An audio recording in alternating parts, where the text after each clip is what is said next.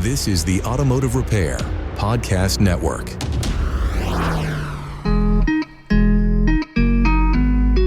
Welcome to another episode of Speak Up Effective Communication, the show on the Automotive Repair Podcast Network focused on elevating our communication and our listening skills. I am your host, Craig O'Neill. Thank you so much for joining me today. I am recording this after a very busy month of July, ahead of another busy month of August. And I'm telling you, the speed and the pace of this year, it is absolutely mind-blowing. And it is kind of the subject of the episode for today, but it's also kind of an AI topic. But I promise you this, it's not going to begin with that because I have to reflect on where I ended the art show travel season with my wife. Most recently, we were up in Suttons Bay. It was, if I pull out the Michigan map, I am holding up my right hand. I am pointing to the tip of my little finger, and that is up in Leelanau area, Traverse City, Suttons Bay, near Sleeping Bear Dunes. Beautiful area. And look, the reflection on this is like that area, it's a slower pace. It's a quiet place. It's wonderful, and it's why people retreat up there. We stayed at a beautiful old inn, not far from Traverse City, just a little ways off of M22, and this large old building that we stayed at.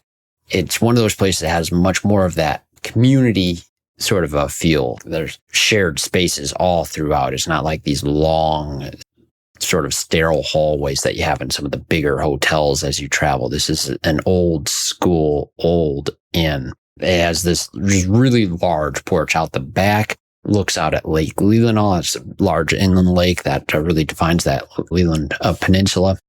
It's all kayaks, canoes, and quiet.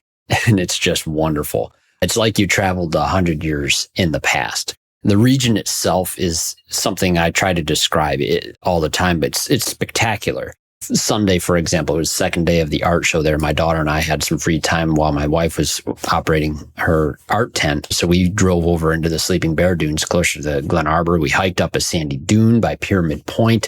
It's perfect weather. It's cloud cover throughout most of the morning. In those clouds, as we climbed the dune and we're walking towards the views of Lake Michigan, the sunlight starts coming out.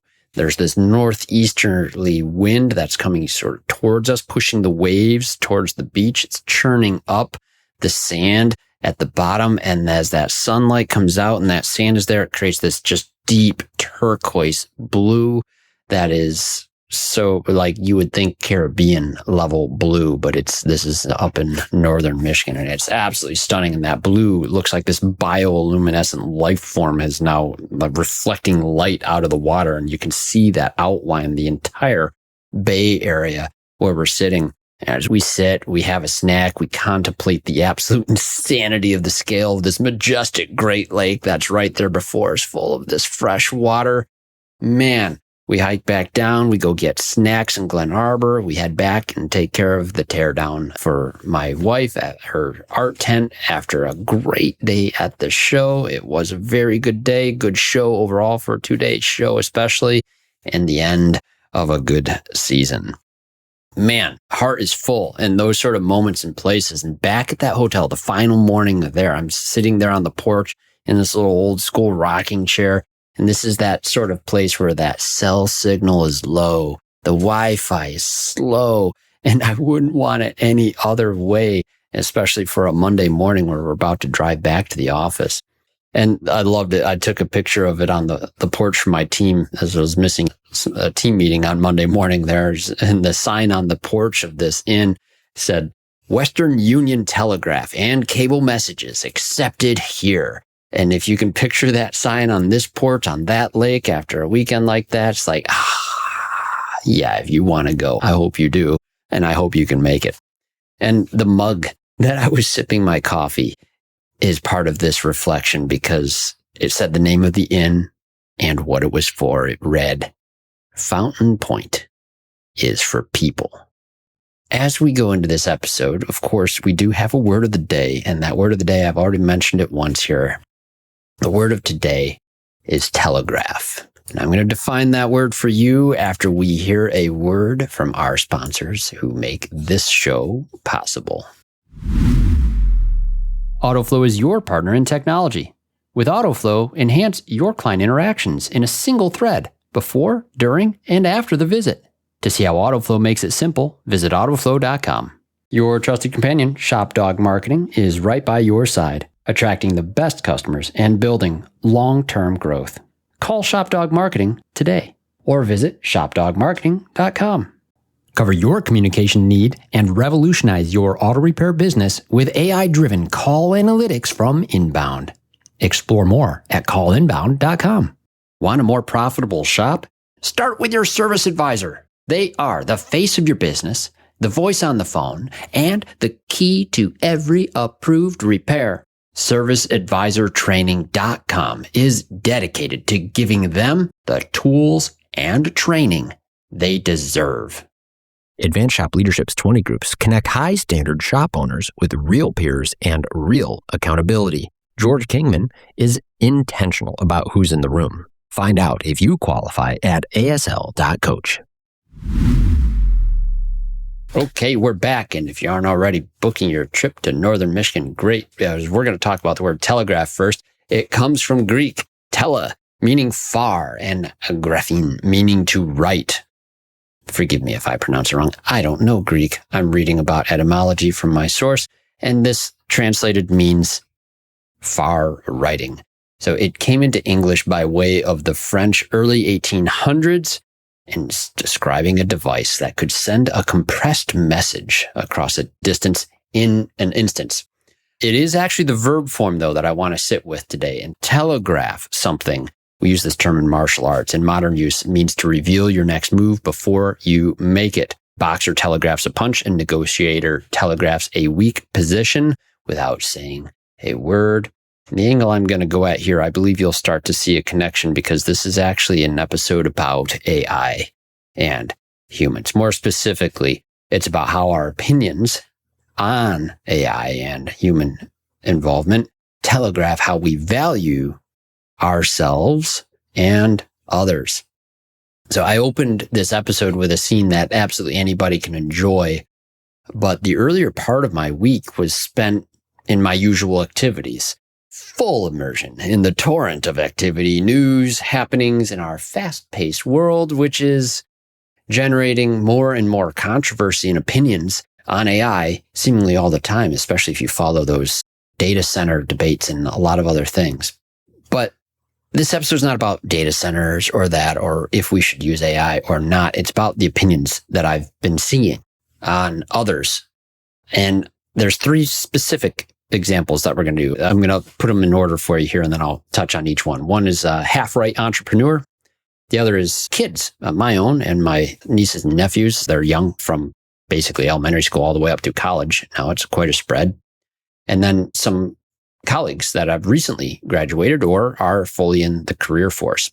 So in those groups, you'll start to hear a theme, and that is the opinion on our role with the technology. And I want to start with what I'm labeling as the half-right entrepreneur, because it was actually an individual I got to hear a little talk from that, man, it was a struggle. And the issue with it was not so much what the individual was saying, but what I was observing in what they were saying that I don't even think they were trying to say. This was a guy that was up there who has recently been empowered by emerging technology to become basically his own developer and now his own entrepreneur. And he's now moving in to developing something that doesn't even depend on having other people. The opinion, though, that was being expressed was that people don't have really any value in an organization today, according to this individual, unless they can direct themselves. If they require direction and the job can be performed with an AI, then they can be replaced with a prompt. And that was an interesting point. And I don't hate the argument that, boy, I really value employees with initiative. I really do like not having to direct or anything else. And I just love seeing that initiative is one of those things we hire for, and that's what we like. And that's great. Somebody who can prompt their own activity. And the argument that he was making wasn't awful. It was really just that, like, you aren't going to have a job if that is you today. And then he went on to describe how the school system is completely failing the next generation because it's teaching them old habits and old skills that don't necessarily relate to that. It used to be that the school system was trying to help people understand a system that they could enter and they perform well in it. And then it's like just like factory work kind of a thing. I'm familiar with those arguments too. My wife and I, we homeschooled our kids. When I say my wife and I meant I worked. My wife did the harder work of educating the kids with the majority of her time before she became an artist. And that was eye-opening, especially with the types of values we wanted to instill in our kids versus what we perceived in public schools until our kids are high school age and they do high school at a charter school. It's time for today's Suck Less Spotlight from AutoFlow. Today's spotlight is on advisor eye twitches. Listen, clients like to stay informed throughout the repair process, and studies indicate clients are most satisfied receiving text updates versus phone calls. But call you they will, interrupting everything from estimating to quality conversations and your game of solitaire. That is, unless you text them first using AutoFlow. With AutoFlow's automated text updates, your phone only rings for the right reasons. That way, with less phone interruptions, your eye twitch will definitely suck less. For this and more things that could suck less, visit AutoFlow.com. Ready to boost your auto repair shop's success? ShopDog Marketing is here to help you. We put customers first using AI to create standout content that ranks. Harness the power of mobile first and voice search and let our expert team help you sweeten your revenue with more car count. ShopDog Marketing offers a free guide on using AI to drive more repair orders. Get your guide today and watch your auto repair shop thrive. Visit shopdogmarketing.com. Every professional auto repair shop needs a trusted communication partner.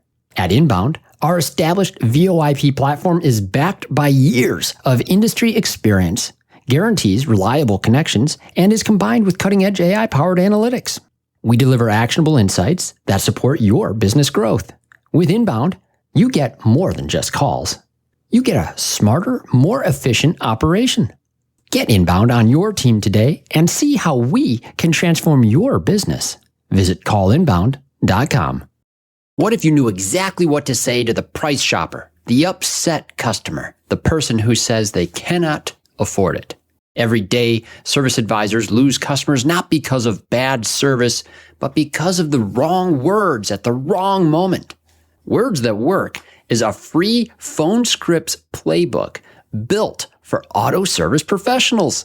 Every script includes the reasoning behind it, so you understand not just what to say, but why it works. Grab your free copy at serviceadvisortraining.com. Advanced Shop Leadership has built a 20-group experience designed to keep delivering. George Kingman put serious thought into the structure, the culture, and the kind of owners who belong in the room. Shop owners inside ASL are growing their businesses, strengthening their teams, and building towards something most of them hadn't found yet, a shop that runs well and a life that feels full. If that's what you're after, see if ASL is the right home for you at asl.coach. What I found really odd was the enthusiasm this individual that I was hearing had towards not needing people for the thing that he was building, the thing that he himself had no qualifications to build until the technology itself came into being. And there's a deep, deep, deep concern I have for the people that are too enthusiastic for this, because if you believe that you are going to be an entrepreneur who can offer a product that required no people to make thanks to an emerging technology, and you value initiative from others that needs no prompting to act, if they value the idea that you're offering, wouldn't it also be true that they don't need you to make it if they are sufficiently motivated to make it themselves without another person as well? So it's a self-defeating entrepreneurial objective is where I'm going with that. And it seems like I don't feel like the perspectives have fully matured yet to make that observation. And that is right now, it's just so enthusiastic of look what I can make. And look, I don't need someone else to do it. And I don't need help doing this thing because I can prompt an agent. Oh boy, Like, this is telling me something about the value perspective that this individual has towards the contributions of others, other people specifically. Human in the loop is something I feel is going to be very important in any successful system or program that ever gets made. And I think that that's going to come out here even further as I go into the other perspectives I'm hearing. Without prompting, just the word AI getting mentioned, I see it. It's very interesting. My brother and I both use it in our careers. Our kids are surrounded by it, both from high school and college experience and just being technologically capable children in the world. But the opinion on AI evokes sometimes just a hilarious response. Oh, AI, thumbs down. And I think that's really interesting to observe without that attitude coming from either the parents in our family. Mind you, like my daughter, the one I was hiking up the dunes with, she's an author. She writes. I've encouraged her to be able to leverage some AI tools for structure or organization and helping with those. And she refuses, won't do it. Loves the act of just typing too. I've tried to get her to do voice dictation as I've talked about the value of that and like how creative ideas can flow out of there and how good this is. Doesn't want to do that with strong opinions against AI. I must have seeded that somehow in my own earlier opinions on AI. What I see in that thumbs down, boo reaction, though, is a bit of a tip to the other extreme from the entrepreneur that I described earlier, who is enthusiastic, all in, but probably going to walk off a cliff with his perspective. And then you have the kids that I'm describing here too, where they have sort of reservations that we need to overcome potentially so that we can still thrive in the world and workforce that we're definitely going to be moving into. And that leads me to that third group, the current working force, the colleagues that I enjoy now that are in the career force, people who have recently graduated college, and the opinions that they have. And it's a little more cautious, a little bit more balanced, though, at the same time. And that's the one that I'm enjoying the most, I think, right now, because they're not saying no, but they're not jumping in so absurdly that it's just launching them into directions that we just don't know where that could lead yet. And that's where I want to encourage everyone to sort of be in as well. There's this reality is that, yes, it is a tool that can help make us more efficient. And learning how to use it in a way that's responsible is so critical to that. Now, my reflections on this go a little bit further because I'm in this beautiful place in northern Michigan, but very, very, very specifically where I have been every weekend through the month, if you were listening earlier, is an art show, an art fair. And this is a unique space because in that community, there's a whole different reaction to AI. And it is one typically regarded with fear and skepticism, although also, yeah, cool tool for research and other things. Artists have some real reason to be concerned because being ripped off by AI and having art replicated by a machine, that's concerning. And there might be people who appreciate that kind of art, but those are not the people that show up to an art fair. The art fair is an amazing place because, very specifically, there's a swarm of people who are enthusiastic about expressing their appreciation and value for the work of human hands and creativity. Do you see why this had to be a reflection for me before I could get anything else out now? I hope you do, because look, as I sat with this reflection a lot more, the help that I get to do in the art fair is very much manual labor, helping with the tent. Some of you who know me, I've been doing devotionals to go through the Bible in a year and recently been in the book of Acts. And I just wanted to mention this one piece in there. The Apostle Paul, he worked as something of a tent maker as he was going on his missionary journeys. And I used to think like, okay, you read about that in that story and you think, very humble guy.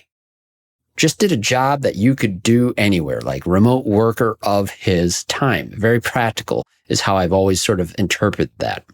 But in my recent reflection here, as I've been confronted with my own feelings about other people's feelings about AI, I'm like, okay, sure, that career added a lot of convenience for a guy like Paul because this is a thing that was needed in markets everywhere. But as I considered a little further, the practicality angle gave way to what I think Paul seemed to understand in a deeper way about all people. And it was a perfect job for a guy like him because he's continually in an environment where people are doing exactly what I just described earlier at the art fairs. You're among a group of people enthusiastic about their appreciation and value for the work of human hands and creativity. And if you don't have that, you don't have a market. If you don't have a market, you're not going to be an entrepreneur either. So there's this component of the human being in the loop that I think is super, super critical to keep in mind as we enter this AI era, and we'll continue to evolve our skills with these tools, with a healthy balance for appreciation for the human beings that it serves. This is the way that we find our way through this. And the opinions that you hear from others that tip in any other direction or too enthusiastic a replacement of humans. And yes, that is a perspective that some people carry, and it is impacting some jobs already now. I think you just have to be aware of how those opinions telegraph their intents, and who you choose to support, hopefully, goes into that enthusiastic appreciation for the work of human hands and creativity. So, hey, I really appreciate hearing your thoughts on this. If this evokes some strong feelings from you that you would like to discuss with me, be it personally, privately, by email, or perhaps on the show, you can reach out to me. Please do reach out to speakup@craigoneil.net. I love to hear about anything that you think will help on your communication and leadership journey. And I hope this was one of those reflective episodes that helps you clarify how you want to communicate your enthusiasm towards others' skills and appreciation, what our role is as entrepreneurs, you shop owners, especially out there providing the work in the community so that humans can serve humans, and that continues to be the thing that we look to provide if you are going to start an organization. What a gift it is to be a part of an organization that provides lifestyles and life for people to serve others. All right. Now remember, please listen up on the app to all the shows on the Automotive Repair Podcast Network. I got to change it on my sheet here. It's not diagnosing the aftermarket A through Z anymore. It's Automotive Field Theory with Matt Fonslow.